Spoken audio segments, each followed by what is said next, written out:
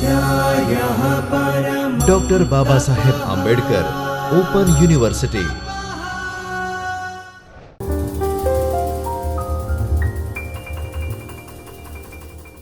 નમસ્તે વિદ્યાર્થી મિત્રો, ડૉક્ટર બાબા સાહેબ આંબેડકર ઓપન યુનિવર્સિટીના જ્યોતિર્મય પરિસરના ચૈતન્ય સ્ટુડિયોમાંથી હું ડૉક્ટર જાગૃતિ જે મહેતા ગુજરાતી વિષયના મદદનીશ અધ્યાપક આપ સૌને આવકારું છું. તો વિદ્યાર્થી મિત્રો, આજે હું તમને વિજ્ઞાન વિદ્યાશાખાના બીજા વર્ષના મુખ્ય વિષય ગુજરાતીના પેપર 5માં ગુજરાતી સાહિત્યના સ્વરૂપો, જેમાં વિદ્યાર્થી મિત્રો આજે હું તમને ટૂંકી વાર્તા અને ટૂચકો તેમજ ટૂંકી વાર્તા અને લઘુકથા વચ્ચે સામ્ય અને ભેદ વિશે વિસ્તૃત વાત કરીશ. તેમાં જોઈએ તો ટૂંકી વાર્તા અને ટૂચકો કથા વાર્તાની જેમ ટૂંકી વાર્તા પણ મનોરંજન કહેતા આનંદ મેળવવા લખાય છે, વંચાય છે. આનંદ કે મનોરંજનનું ધ્યેય કથા જેટલું જૂનું પુરાણું છે.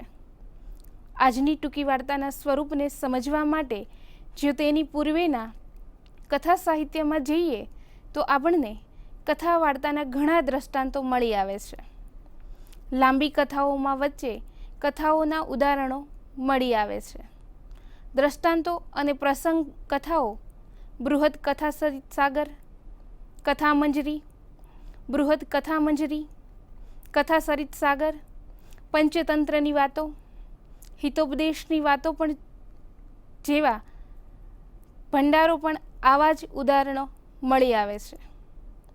ટૂંકી વાર્તા એ આ પરંપરામાંથી ઘણું પોષણ મેળવ્યું દેખાશે, જ્યારે ટૂચકો પણ ઉક્ત કથાઓમાં મળી આવે છે. મધ્યકાલીન સાહિત્યમાં ટૂચકાઓ વખાણાયેલા છે.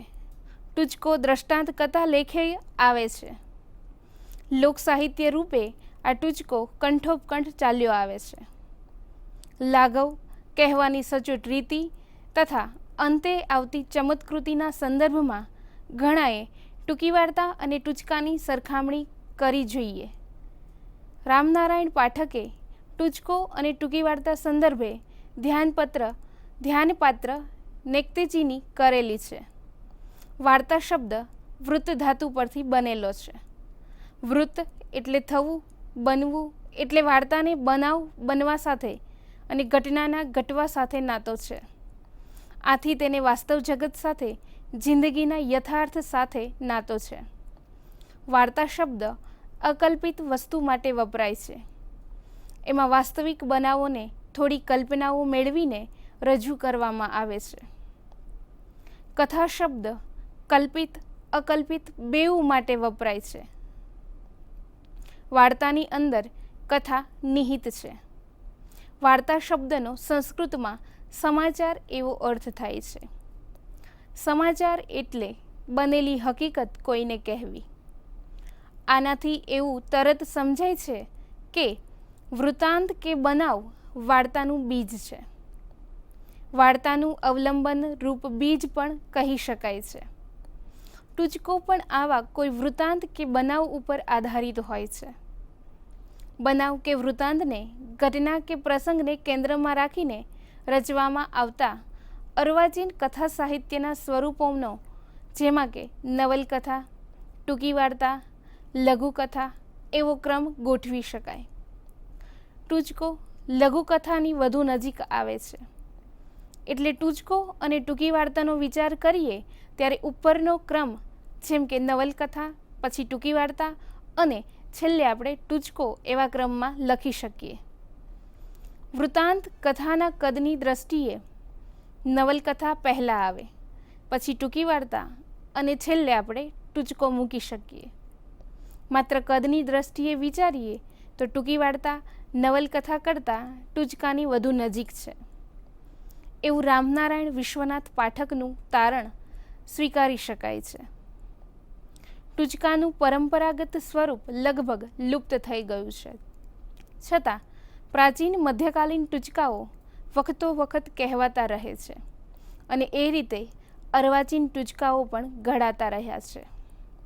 ટૂચકાની પરંપરા મોટે ભાગે લોક સાહિત્યની જેમ અલિખિત રહી છે. પશ્ચિમમાં જેને ખાસ તો અંગ્રેજીમાં ફેબ્લસ અને પેરેબલ્સના નામે ઓળખવામાં આવે છે. તે ટૂચકા જેવા જ અતિ પ્રાચીન કથા પ્રકારો હતા. મૂળે એ આપણે ત્યાંથી પછી બીજા દેશોમાં ગયા હોવાનું અનુમાન કરી શકાય. ફેબ્લસ માટે ગુજરાતીમાં રૂઢ કોઈ પર્યાય નથી. પંચતંત્રની કે હિતોપદેશની વાતોમાં ફેબ્લસના દ્રષ્ટાંતો છે, તો ફેબ્લસના દ્રષ્ટાંતો બુદ્ધ અને ક્રાઇસ્ટના ધર્મોપદેશમાંથી મળી રહે છે. પશુ પંખીની સૃષ્ટિની વાર્તાઓ પણ આના ઉત્તમ દ્રષ્ટાંતો છે. વૃત્તાંત આધારિત સાહિત્યનું લઘુમાં લઘુ કદ ટૂચકાનું હોય છે. કોઈ પણ સાહિત્ય પ્રકારનું સ્વરૂપ આપણે તેના પ્રયોજન કે કાર્ય ઉપરથી જાણી શકીએ છીએ. ટૂચકાને પણ એના પ્રયોજનથી જ સમજી શકાય. પ્રસંગને અનુરૂપ આપવા માટે ટૂચકો કહેવામાં આવે છે. દાખલા તરીકે આપણે 2-3 ટૂચકાના ઉદાહરણો અહીંયા તપાસીએ છીએ, જેમાં એક નગર શેઠને 4 પુત્રવધુઓ હતી. નગર શેઠે ચારેયને બોલાવીને પ્રત્યેકને 8 ડાંગરના કણ આપ્યા તથા કહ્યું કે હું જ્યારે તમને પાછા માગું તમારા પાસેથી ત્યારે પાછા આપજો. 4-5 વર્ષ વીતી ગયા પછી નગર શેઠને થયું કે દીકરાઓની જેમ એમની વહુઓને પણ હવે કામ વહેંચી આપવું જોઈએ. તેણે ચારેય વહુઓને એક પછી એકને બોલાવીને પહેલાં એમણે આપેલા ડાંગરના 8 કણ પાછા આપવા કહ્યું. જેમાં પહેલી વહુએ દાણા પાછા આપતા કહ્યું કે તમે આપ્યા હતા એવા જ મેં આ રેશમી રૂમાલમાં બાંધી રાખ્યા હતા, એ તમને પરત કરું છું. તો શેઠે એને ઘરની તિજોરી, ધન, દોલત, ઘરેણાં સાચવવાની જવાબદારી સોંપી. જ્યારે બીજી વહુએ કહ્યું કે હું તમે મને આપેલા કણ મસળીને ખાઈ ગયેલી છું, આ તો બીજા કણ છે. તો શેઠે એ બીજા નંબરની વહુને રસોઈ ઘરનો વહીવટ સોંપ્યો અને ત્રીજી વહુને કહ્યું કે મેં તો એ કણ બહાર ફેંકી દીધેલા છે. શેઠે એને કચરા પૂજા અને સફાઈનું કામ સોંપ્યું. જ્યારે ચોથી વહુએ કહ્યું કે ડાંગરના કણ લાવવા માટે ગાડા જોડવા પડશે. ચોથી વહુએ ડાંગરના કણનું ધરું ઉગાડેલું અને ડાંગર પકવેલી. વળી એનું ધરું અને ડાંગર એમ તેણે ડાંગર પકવેલી. શેઠે એને પેઢીઓનો વહીવટ સોંપ્યો. આ દ્રષ્ટાંત રૂપક ટૂચકો વાંચતા લાગે છે, સમજતા લાગે છે કે લોક સાહિત્યનો આ પ્રકાર છે. એમાં કહેનારો માણસ પોતાના તરફથી કંઈ ને કંઈ ઉમેરતો કે બાદ કરતો હોય છે. મુખ પરંપરાએ ઉતરી આવતા સાહિત્યમાં એના કેન્દ્ર ભાવને અનુરૂપ ફેરફારો થતા રહે છે. ટૂચકો સાચો હોય પણ ખોટો પણ હોઈ શકે. ઘણીવાર એમાં બંનેનું સંમિશ્રણ પણ હોય છે. જ્યારે વાર્તા કેવળ સચ્ચાઈ ઉપર આધારિત નથી હોતી. વાર્તામાં કાલ્પનિક તત્વ અનિવાર્ય છે. ટૂચકો જીવનમાં જેમનો તેમ બનેલો હોઈ શકે છે, જ્યારે વાર્તામાં એવું ચાલતું નથી. યથાર્થ બનાવોનું વાર્તામાં નવેસરથી ગઠન થાય છે. શુદ્ધ સોનાનો દાગીનો નથી ઘડાતો, તેને ઝીણી નકશી આપવા એમાં થોડો ભેગ કરવો પડે છે. વાર્તામાં કલ્પના તત્વ એ રીતે અચૂક હોય છે. કેટલાક ટૂચકા બેવકૂફીના તો બહાદુરીના કે ચાતુરીના પણ હોઈ શકે. બીજું ઉદાહરણ જોઈએ તો એક નોકરની બેવકૂફીનો ટૂચકો આપણે અહીંયા જોઈએ. નોકરને શેઠાણીએ ગંદા પાણીની ડોલ ઝરૂખામાંથી બહાર રેડી દેવા એના હાથમાં આપતા કહ્યું કે આવતું જતું જોઈને રેડજે પાછો. નોકર ઝરૂખામાં જઈને કોઈ આવે એની રાહ જોઈને ઊભો રહ્યો. એટલામાં એક ભાઈ પેન્ટ શૂટમાં તૈયાર થઈને નીકળ્યા. નોકરે બરોબર એમના માથા ઉપર ગંદા પાણીનો અભિષેક કર્યો. રાહદારીએ અકળાઈને કહ્યું, કોઈ આવતું જતું જોઈને પાણી રેડતો હોય તો મૂરખ સાલા. નોકરે જવાબ આપ્યો, શેઠાણીએ પણ એમ જ કહેલું કે કોઈ આવતું જતું હોય એ જોઈને રેડજે. અહીં નોકરની જડતા કે વધારે પડતી ચાલાકી પણ હોઈ શકે. સમજાશે કે ટૂંકી વાર્તા એ આવો ટૂચકો નથી. એ તો તદ્દન જુદી જ ચીજ છે. ટૂંકી વાર્તામાં વાર્તારસ કે જિજ્ઞાસા આવા સપાટી પરના નથી હોતા. એમાં ઊંડાણ તથા માનવના મનની સંવેદનાનો સંસ્પર્શ હોય છે. કેટલાક ટૂચકાઓ માત્ર હળવાશ માટે અથવા તો મનોરંજન માટે કહેવામાં આવતા હોય છે, જેમાં પરાક્રમો, ઠગાઓના કિસ્સાઓ પણ આ જ પ્રકારમાં આવે છે. અકબર બિરબલની વાતો પણ આવા રમૂજી ટૂચકાઓમાં આવી જાય છે.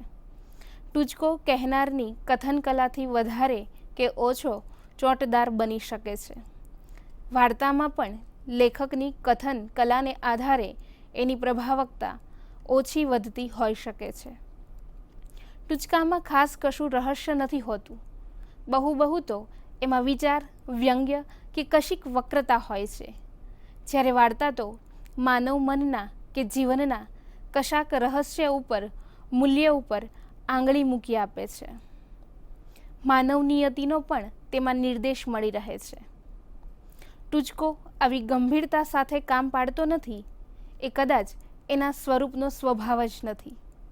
વધુ એક ટૂચકો જોઈએ તો પતિ પત્ની વચ્ચે ઘણો સ્નેહ હતો. બંને રોજ સાંજે ફરવા જાય.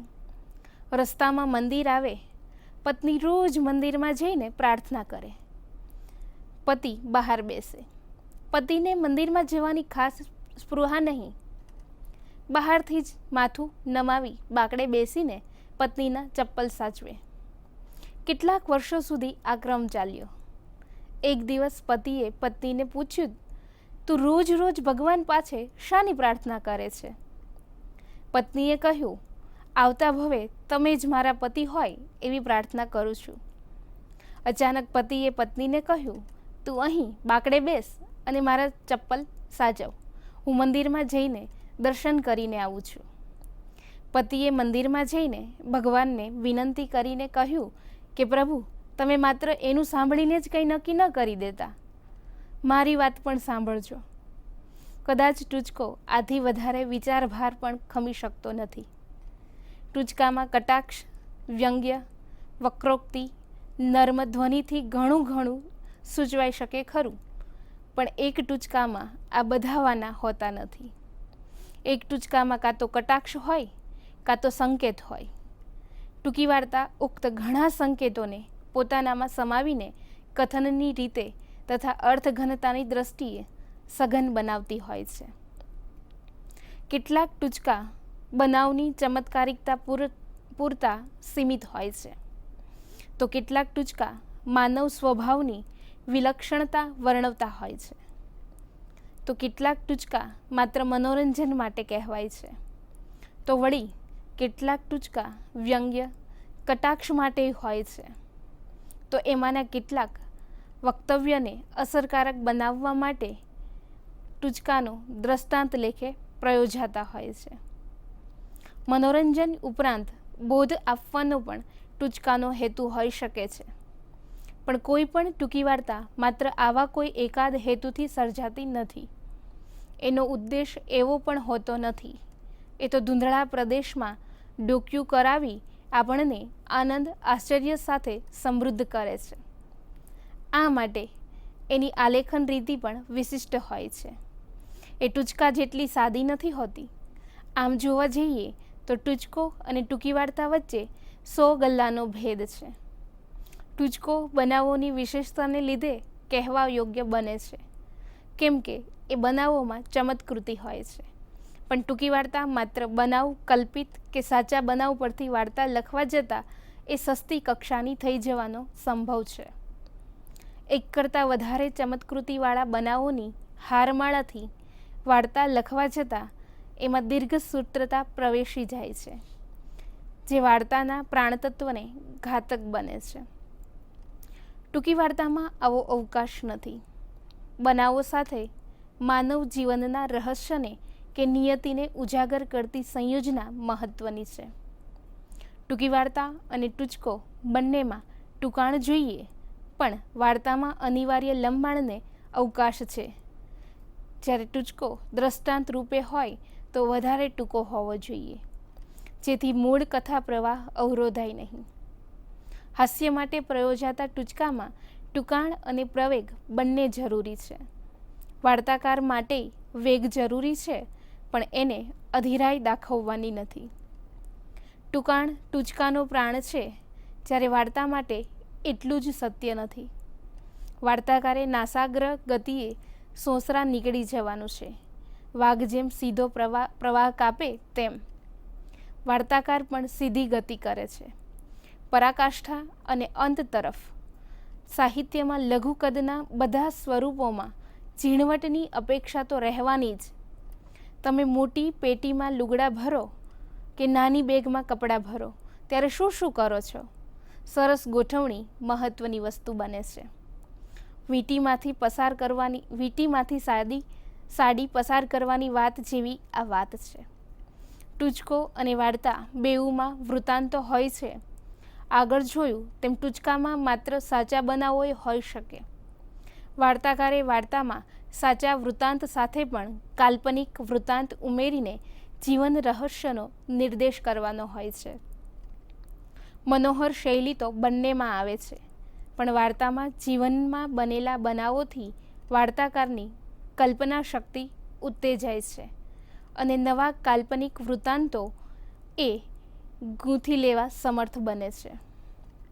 ટૂચકામાં કદાચ બનાવ બસ થયો, વાર્તામાં એના વક્તવ્યને અનુરૂપ બનાવો આવી શકે છે. ઔચિત્ય સચવાય એટલા બનાવો વાર્તા ખમી શકે છે. કેટલાક લેખકો બનાવોની ગોઠવણથી રહસ્ય સ્ફોટ કરે છે, તો કેટલાક એકાદ વૃત્તાંતની આસપાસ વિચાર કે સંવેદનો ગોઠવીને માનવ નિયતિને દર્શાવે છે. બનાવો વાર્તામાં પાત્રોની પરિસ્થિતિઓ અને વાતાવરણ ઘડવા આવતા હોવાથી આવકાર્ય છે. આ બનાવો કુદરતી કે માનવ સર્જિત હોઈ શકે. શરત એટલી જ કે એનું આલેખન સ્વાભાવિક લાગવું જોઈએ.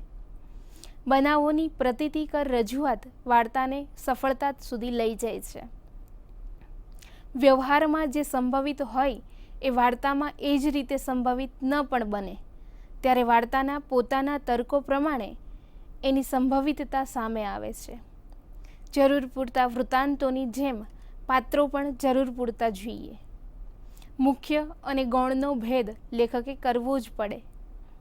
વાર્તા ટૂચકોની જેમ માત્ર બનાવોનો ચમત્કાર નથી, એ જીવનના રહસ્યને તાગવા માગે છે. એ રહસ્ય એનો પ્રાણ છે. આ પ્રાણ તત્વને વાર્તામાં ઓછામાં ઓછા બનાવોથી, ઓછામાં ઓછા પાત્રોથી અને ઓછામાં ઓછા શબ્દોથી વર્ણવાનું, રજૂ કરવાનું વાર્તાકારને માથે હોય છે. જ્યારે ટૂચકો કહેનારને માથે આવી મોટી જવાબદારી હોતી નથી. એટલે વાર્તાકાર સર્જક છે, ટૂચકો કહેનાર નહીં. તો વિદ્યાર્થી મિત્રો, આ વાત જોઈએ આપણે ટૂંકી વાર્તા અને ટૂચકા વચ્ચેના સામ્ય અને ભેદની. તો હવે આપણે ટૂંકી વાર્તા અને લઘુકથા વચ્ચેના સામ્ય અને ભેદને તપાસીએ તો ટૂંકી વાર્તા જેવા લઘુકાય કથા સ્વરૂપોને ઘણા લોકો આજના યંત્રયુગની નીપજ ગણાવે છે. માણસને નિરાંતે વાંચવાનો સમય નથી. નવલકથાનું વાંચન તો ઘણું લાંબુ ચાલે. વાચકને તો અડધા પોણા કલાકમાં વાંચી લેવાય એવું કશું રસપ્રદ વાંચન જોઈએ છે. એની પાસે એટલું જ અવકાશ છે. ટૂંકી વાર્તા આવા સમયના તકાજાનું પરિણામ છે. એમ કહેવામાં આંશિક સત્ય જરૂર હશે. એ જ ભૂમિકાએ આજે તો માણસને એથીય વધારે ઉતાવળ છે. ચારેય બાજુ સમય નથીની બૂમો છે. ટૂચકો વાંચવા મળે અને થોડીક તરસ છીપે તો માણસ વાર્તા વાંચવા ન બેસે એવું વાતાવરણ આજકાલ છે. આવા સંજોગોમાં ટૂંકી વાર્તાથી કદ અને ફલકમાં ઘણું લઘુ કહેવાય એવું લઘુકથાનું સ્વરૂપ અસ્તિત્વમાં આવ્યું છે. ટૂચકા કરતાં લઘુકથા જરાક વધારે કદની હોય અને તેમાં ગંભીર ક્ષણનું ઘૂંટેલું આલેખન હોય છે. આધુનિક સામયિકોમાં કુમાર સામયિકમાં બચુભાઈ રાવતે એક કોલમની વાર્તા પ્રગટ કરતા હતા અને ઘણીવાર તો એ કોલમ પણ પૂરું ના થાય એવી લઘુ કદની એકાદાર્ધ કોલમની વાર્તાઓ કુમાર સામયિકમાં મોહનલાલ પટેલે પણ લખેલી. એમને લઘુકથાના પિતા ગણવામાં આવે છે. લઘુકથા એવી સંજ્ઞા બચુભાઈ રાવતે આપી હતી અને મોહનલાલ પટેલને પણ એ ઉચિત લાગી હતી. ગુજરાતીમાં આવી લઘુકથાઓ ઠીક ઠીક લખાવા માંડેલી. આ ઘટના આધુનિક સમયની છે, ખાસ જૂની નથી. સિચ્યુએશન, પરિસ્થિતિનું નિર્માણ સૌથી અગત્યની વાત છે. લઘુકથા આવી એકાદ બે પરિસ્થિતિઓના સન્નિધાનથી અર્થસ્ફોટક બની રહે છે. ટૂંકી વાર્તામાં પરિસ્થિતિઓનું મહત્ત્વ છે, પણ એ માત્ર પરિસ્થિતિ જેવી નથી. લઘુકથામાં એકાદ પરિસ્થિતિનું 5-7 વાક્યોમાં બયાન હોય છે. એકાદ બે પ્રસંગ કે નાનકડી ઘટનાનો નિર્દેશ એમાં આવે છે અને અંતે જતાં અર્થ ચમત્કૃતિ આવે છે. કશોક વ્યંગ્ય કટાક્ષ પણ ઉપસી આવે અથવા કોઈ ધ્વન્યાર્થ સાથે લઘુકથા પૂરી થાય છે. એનો અંત પણ વાર્તાના અંતની જેમ એના આરંભથી જ રચાતો આવે છે. એ બાબતે લઘુકથા ટૂંકી વાર્તાની નજીક જઈને બેસે છે. વાર્તાકાર પાસે લઘુકથાકાર કરતાં થોડો વધારે અવકાશ છે. એ મુખ્ય પાત્ર ઉપરાંત 4-5 જેટલા ગૌણ પાત્રો પણ લઈ શકે છે. વળી પાત્રાલેખનને અવકાશ છે. જ્યારે લઘુકથામાં એક પાત્રથી કે એક ક્ષણથી ચાલી જતું હોય તો લેખકે બીજું પાત્ર કે બીજી ક્ષણ લેવાની નથી. વળી લઘુકથા તો એક નાનકડી વિચારકણી કે ઉર્મી અંશ અથવા તો લાગણી સંવેદનાની ક્ષણ ઉપર ટકેલી હોય છે. એમાં પાત્રાલેખનને જરાય અવકાશ નથી. પાત્રની માનસિકતા કે એની આસપાસની એકાદી પરિસ્થિતિનો નિર્દેશ જ લઘુકથામાં બહુ થયો. વાર્તાકાર વધારે પરિસ્થિતિ અને પ્રસંગો સાથે કામ પાડીને તણાવ રચે છે તથા જીવન રહસ્યને તાકે છે. જ્યારે લઘુકથાકાર તો પાત્રની મનઃસ્થિતિ કે વેદના ક્ષણને અજવાળીને અટકી જાય છે. એમાં રહસ્ય કે માનવ નિયતિની વાતને ભાગ્યે જ અવકાશ હોય છે. જીવનની વિષમતાઓમાંથી કોઈક અર્થગર્ભ ક્ષણ લઈને લઘુકથાનો લેખક આજ્ઞા જેવો ઝબકારો કરી આપે છે. અરવિંદ ગજ્જરની કુમાર સામયિકમાં પ્રકાશિત થયેલી 2 લઘુકથાઓ આના ઉત્તમ ઉદાહરણો તરીકે આપણે લઈ શકીએ છીએ. એક લઘુકથામાં યુવાનને નોકરી નથી મળતી. ઇન્ટરવ્યૂ આપીને થાકી ગયો છે. કેટલીક વાર ઇન્ટરવ્યૂ આપવા જતાં અપશુકન થાય છે. એ આમાં માનતો નથી, પણ નોકરી ન મળવાથી નાસીપાસ થયેલો એ વિમાસણમાં પડે છે. એકવાર નોકરી મળવાની શક્યતા ઊભી થઈ અને એ જવા નીકળે છે. બસનો સમય થઈ ગયો છે. ઉતાવળે નીકળે છે ત્યાં જ એની વિધવા બહેન સામે મળે છે. એને મનમાં ધ્રાસકો પડે છે. એને બસ પકડવાની જલ્દી હોવા છતાં બહેન સાથે ઘરે પાછો આવે છે અને પછી નીકળે છે. બસ આટલી જ વાત છે. એમાં માનવ મનની શંકા, શ્રદ્ધા, અશ્રદ્ધા વ્યક્ત થઈ છે. સત્યનો એક અંશ ભાવકના મનમાં તણખા રૂપે ઝબકારો કરી જાય છે. લઘુકથાનું આથીએ મોટું કોઈ પ્રયોજન પણ નથી. ચમત્કારમાંય એને રસ નથી, તો મોટા મોટા સત્યો બહાર લાવવાનું એ લઘુકથાનું ગજુ નથી. મોહનભાઈ પટેલે યોગ્ય જ કહ્યું છે કે તમે લઘુકથામાં જીવનનો અતિગૌણ અનુભવ કે સાવ ક્ષુદ્ર અનુભૂતિ સત્યનો ઝબકારો કરી જાય છે. લઘુકથા આવો એક ઝબકાર આપવા ચાહે છે, જ્યારે ટૂંકી વાર્તા પણ એક સક્ષમ સંવેદના ક્ષણને કે ઘૂંટાયેલી અનુભૂતિના કણ માત્રને કેન્દ્રમાં રાખીને વાર્તા રચે છે. પણ એની આસપાસ ઘટના પ્રસંગોની ગૂંથણી કે ચિત્ત સંચલનોની તરેહ રચીને વાર્તાકાર જીવનના કેટલાક પ્રદેશને અજવાળવા ચાહે છે. બીજ ત્રીજના ચંદ્રને જોનારને ખ્યાલ આવે છે એ અપૂર્ણ વડે ઝાંખા પાંખા પૂર્ણને પણ જુએ છે. લઘુકથામાં આવા ઝાંખા પાંખા પૂર્ણને તાકવાની સમાયોજના નથી હોતી, એટલે એને ક્ષણવાર પ્રગટાવીને ઓલવાઈ જતા ખદ્યોત સાથે સરખાવી શકાય. કોઈ એક પ્રસંગની કોઈ એક પહેલ માત્રને લઘુકથા તાગવા ચાહે છે, જ્યારે વાર્તાકાર ચીપિયા વડે ચીપિયાથી મોટી વસ્તુને પકડે છે અને સૂક્ષ્મ અર્થમાં પણ એ વ્યાપક બને છે.